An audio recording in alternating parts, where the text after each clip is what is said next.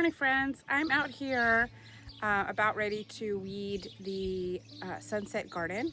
It's gotten a little bit out of control. I have been spot weeding those that I know that I can pull out the weeds. Otherwise, I've left those that I've actually needed a tool. So I'm going to turn you around so you can see the weeding that needs to be done, and then potentially I may add some more plants in this garden. So here we are. Not bad, honestly, for the amount of wind that we receive and weed pressure that we have. So we've been able to control most of our weeds here, but it's the weeds outside our fence line that we have difficulty. So anything that blows in, it of course lands in our gardens. So I'm happy with what we got. I do need to add more of my plant tags. Foul on me, I didn't even pay attention to that. So I only have a couple, this Diantha Standard and then that Mexican, I want to say feather, no, Mexican bush sage here. And so foul on me. So I'll get that taken care of today as well. And the Vitex has a plant tag.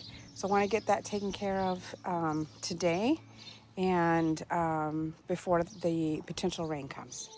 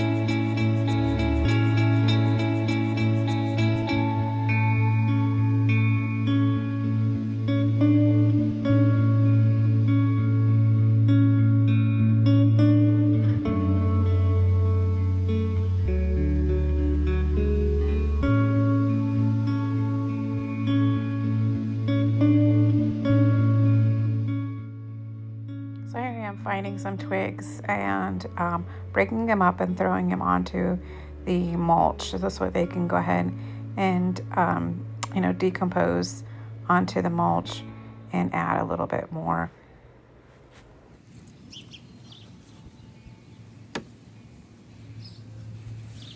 I just removed a rather large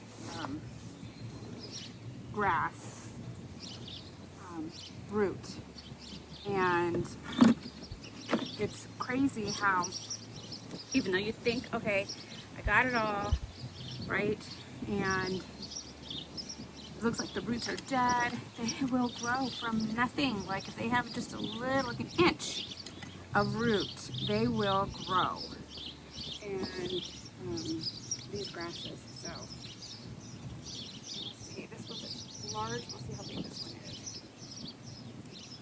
This garden, half of it is a year old. So from the Vitex, from this point on, is a year old. From here to this point on, we just built it this year. So just a couple of months ago, actually. So look at that. Crazy, right? And it's, the piece is missing right there. So I have to go see if I can go hunt for that.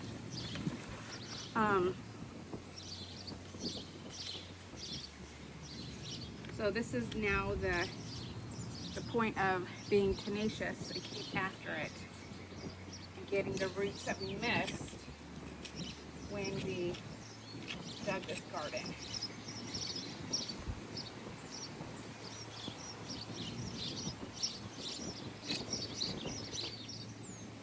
These are new grasses. Seed.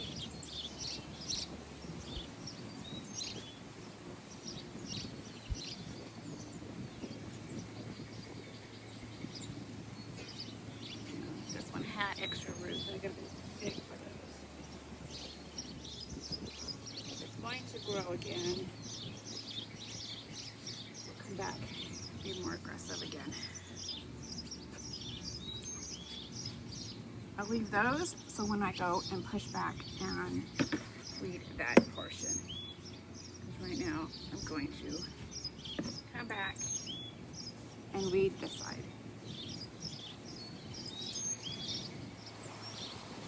There we go. Another big one.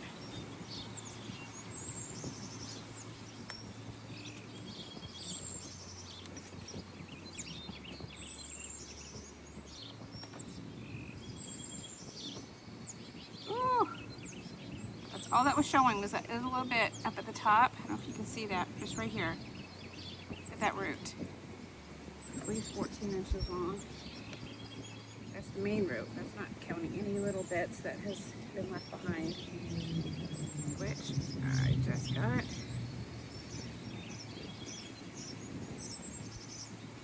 Sneaky little boogers. Okay, so you see these little itty bitty ones? We're going to dig down and see if this is a large one, which is not, surprisingly, which is good. The least amount, well, that could potentially have been. We're going to get all those roots.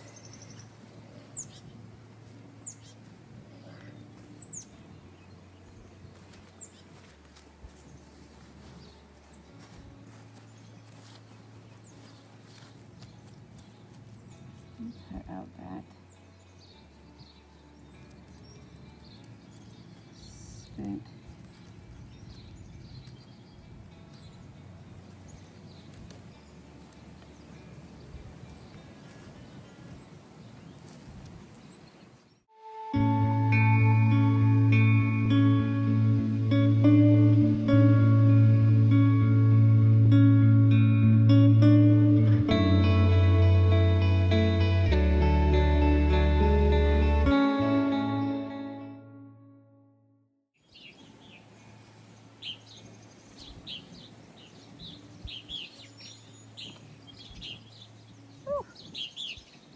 Good clump right there.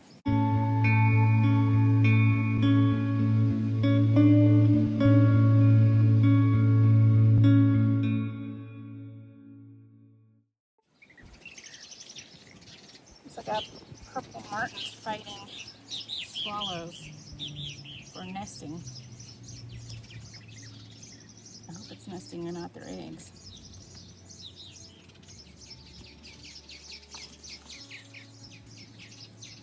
Purple martins attack eggs. The eggs, I mean. I have to look that up. Oh, this one's a tough one.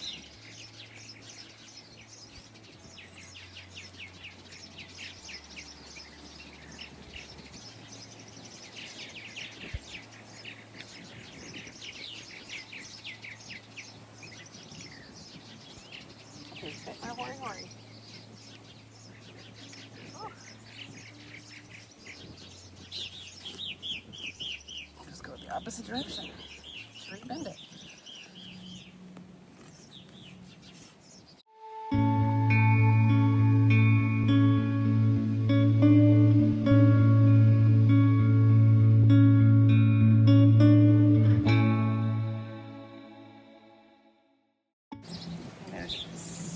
So much still in the ground.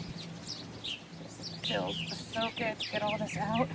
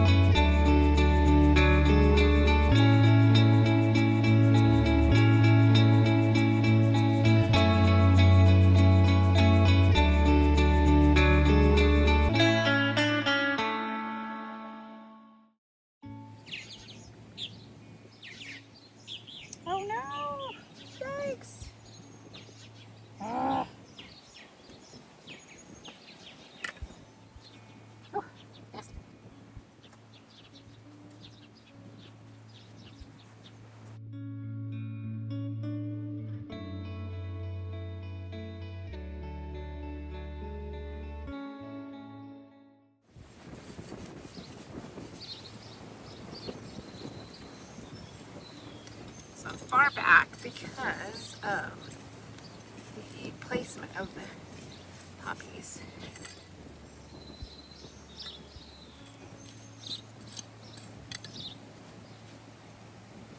When I planted these, I did not realize that which colors they were going to be. So what I should have been doing is marking these, so that's what I'm going to do now. So potentially this fall I will transplant them. So this beauty is red, and red is not in really in a sunset. So I'll probably be moving her. We have white, which I'm good with, and so far we've had yellow and orange. Those all good with. So we'll be moving her out.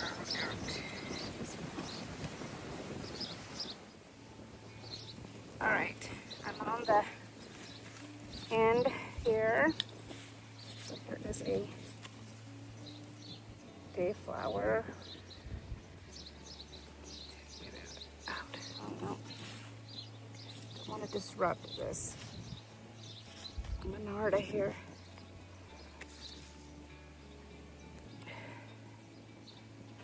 Oops, shoot.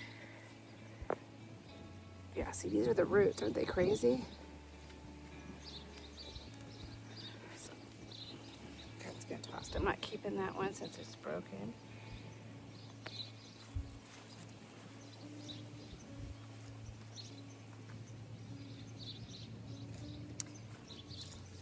So these Monardas have been getting some attention from the hummingbirds. Very excited.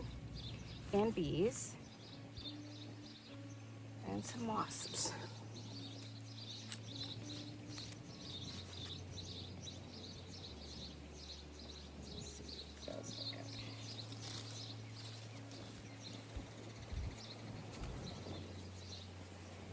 Okay, so I think this Monarda got a little bit of attention from our dogs, because you can see where it's just half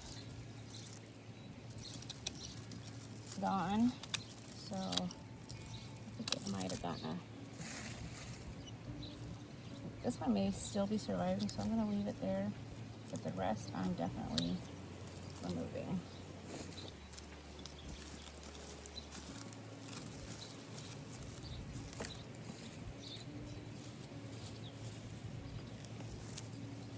Otherwise, doing rather well. I'm just going to trim it back. And if it decides to flourish, yeah, it's still green. If it decides to come back, great. It just looks miserable. And I don't want the plant to be consuming too much energy. I'm trying to repair it.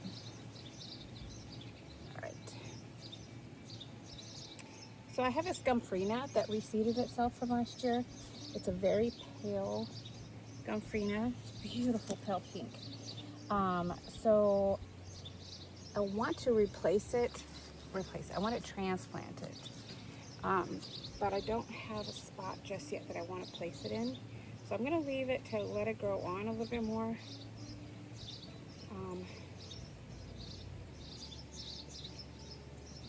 I think that might be the right answer. Yeah, let me just think about it some more. Because it's just not in line with anything. And it needs to have its own little proper spot. So. Hello friends, I'm back in my silo garden, and I have added the plant tags, and I am considering adding more plants as I discussed yesterday. The only thing that I'm concerned with is that I don't know about size of the current plants that I have, so I'm going to turn you around and I'm going to show you what I'm talking about. So these I'm not too concerned with. These actually I grew from seed. They were a coneflower echinacea that I had from last year, and I grabbed the seeds. So it's called purple coneflower, but it's kind of like a plumbago color, like a periwinkle. So I thought I would go ahead and plant one here. I have two. Plant one here. Try to see if I could hide this uh, piping. And this is going to be on the row that's purple with the starry ice. So I think that would be a nice complement. I have the other one here at the end of the vitex or chase tree, whichever you want to call. So I think that's going to be good. I think those will be good. So that's not what I'm concerned with. So I disassembled some containers that I did for the wedding, and these are the dusty millers that were in some of the pots. So I was thinking about adding those in here. However, I'm not really getting a good vibe as to where to plant these. So here I have these white dianthus, and they're just white, no additional colors in them. There's no bicolor. This is a chrysalis blue buddleia, and that I got last fall on clearance from Rainbow Gardens. And so it's putting on great new growth. However, if it does grow true to form, it should be 20 to 36 inches high and wide. So if that's the case, that's going to come out to, about right here. And then that buddleia is going to come, that dianthus will be coming out probably a little bit further out to about right here. So they're going to be touching each other. And these African daisies shouldn't get much bigger than these. So I'll have some space, right here in this area that I could put the dusty millers in. And it would look, really good with these. However, this is blue on blue, and I don't think it will look bad. So that's a consideration, right? So I'm gonna just pop this right here and maybe do 3. I have 5. So that's a consideration. Otherwise, I could do it here next to the Mexican bush sage. I am going to get another one and add right here, smack dab in the middle. It is supposed to get larger, I think 36 inches tall and wide as well. However, it's probably not going to be for another 2 years that these will get bigger. So I'm not counting on those. So let me get this other dusty miller, and I think that will complement it really well, and it will be between there. So that's an idea, right?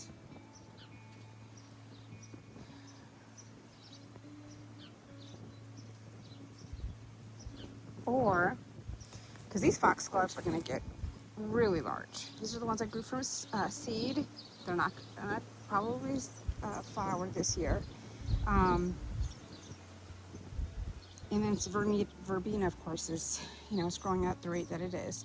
So my thought is maybe I do the row of dusty millers here, and then, go ahead and remove some of the foxglove.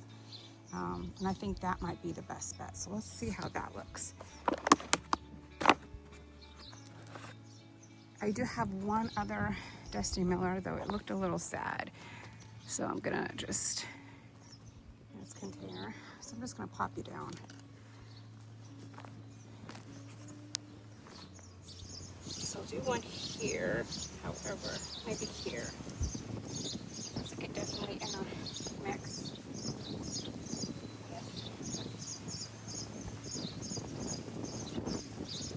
What I'll do is I'll do this here, and I'll add that other dusty miller there.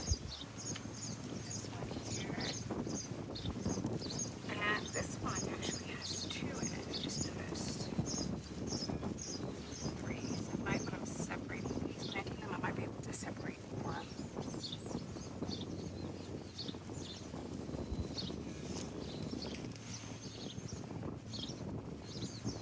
I think I like that. And then the verbena can grow under the dusty miller. I don't know so much about it, but it's not bad. It's not bad. It does have celosia growing underneath those two. Okay. So I think that's what I'm going to do.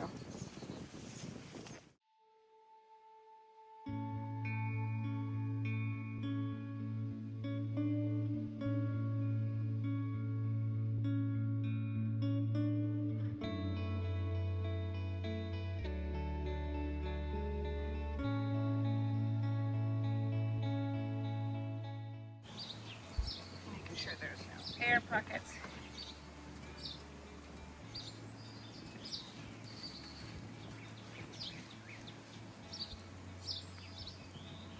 I'm blanketing it with mulch. We did it just yesterday, and there's weeds coming up already today.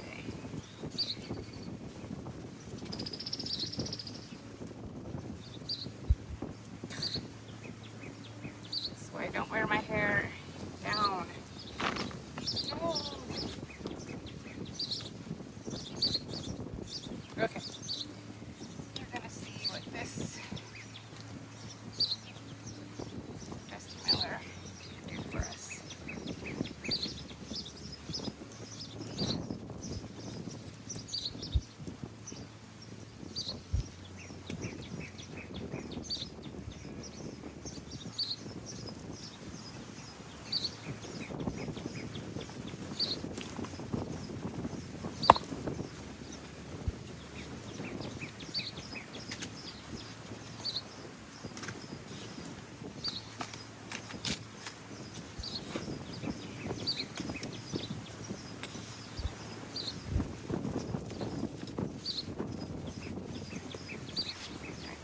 Excuse me while I put my hair up. It's too windy here.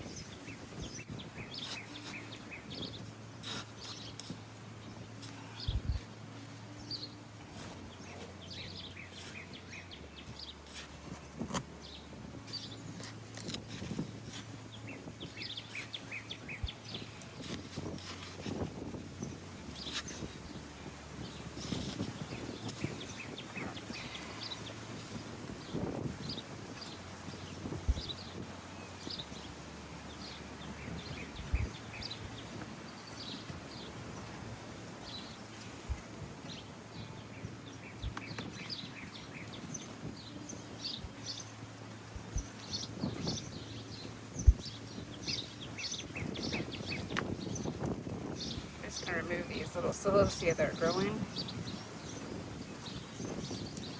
They don't continue growing because remember I recycle. Yeah.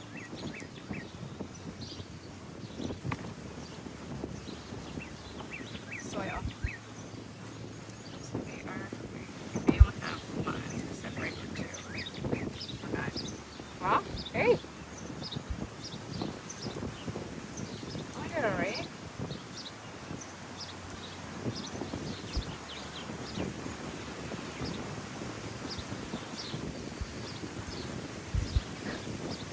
Good too. Okay. So we got 3. Let's see how they work, how they will be separated now.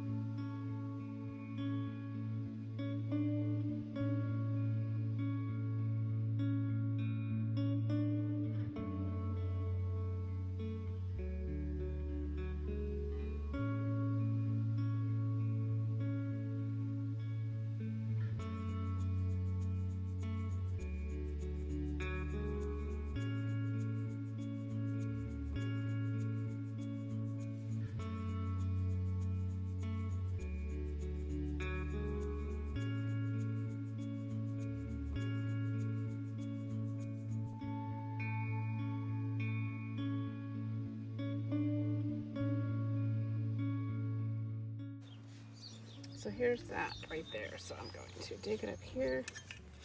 And that's okay if it goes over the pipe.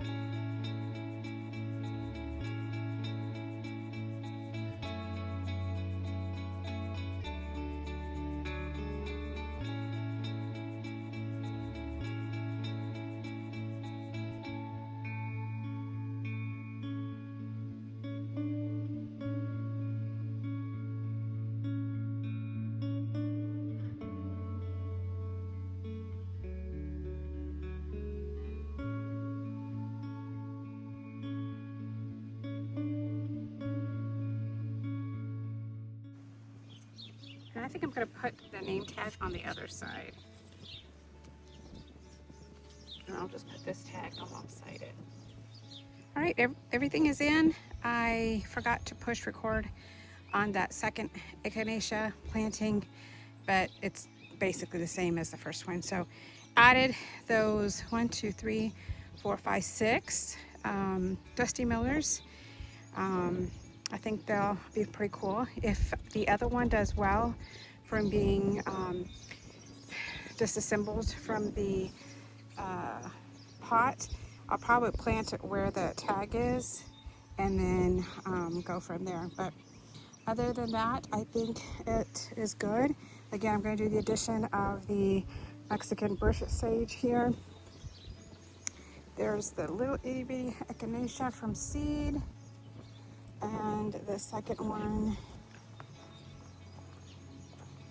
is just there. Oop, needs a little bit more mulch around it. There we go. Okay, plat tags are in. All happy. I think that might be another Gomphrena. So if it is, well, I'm just gonna let it grow on, and then we're gonna transplant it. Like I said, it's a very pale pink, Gomphrena pink. So, but we'll put it here in the silo garden. Maybe here in this area. That's probably the best spot to put it, because it'll pick up the white and pink off of these. I think that'll look sweet. Because we do have, I mean, its concentration is purple, and then there's that purple there, and then the chrysalis blue buddleia will be a, you know, purpley color, light purple color. So I think we're good in regards to the combination of pink and purples. All right, that's all for this video. I will be adding fertilizer to the other plants and mulch, because this is definitely needed. And I'll keep you updated later on with the tour as everything grows in a little more. Have a blessed day.